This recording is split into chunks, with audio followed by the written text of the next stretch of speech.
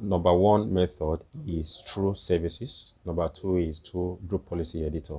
Yeah. So first, the services. So come here, right click on this Windows logo to pop out run dialog box. So I click on run. So run is here at the bottom left corner. So services, yeah, services.msc. All right, hit enter.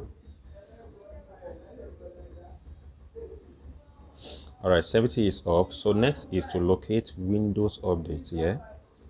All right. Yes, Windows Update. So double tap, double click on it to show the properties. Then disable. Yeah, disabled. Apply. Then OK. So second method is through group policy editor.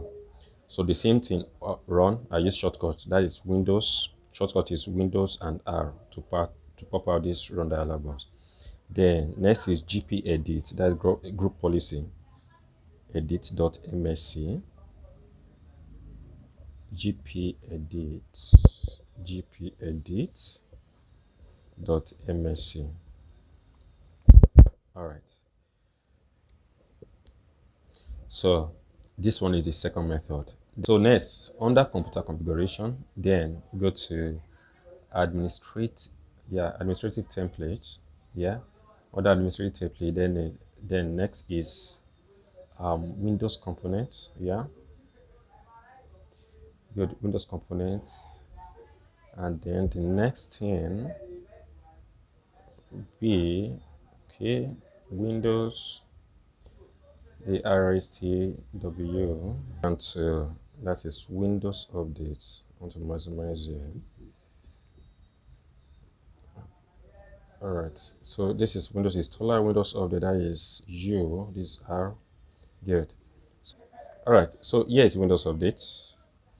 All right, let me click on the arrow beside Windows updates. All right, so here is Windows updates. Yeah, at the left, Windows updates. So under Windows updates, yeah. So look at these options here. All right, so here is legacy policy. No, manage end user experience. So you are end user. So that is one. I've clicked on it, and here is it. Looking at the list here. So here is turn off auto restart updates. Then here configure automatic updates. Then double tap. I've double tapped it, and looking at this, see not configured. So if I come here, then click on disable. Yeah, here is second method. Then disabled. Then some parts are hidden.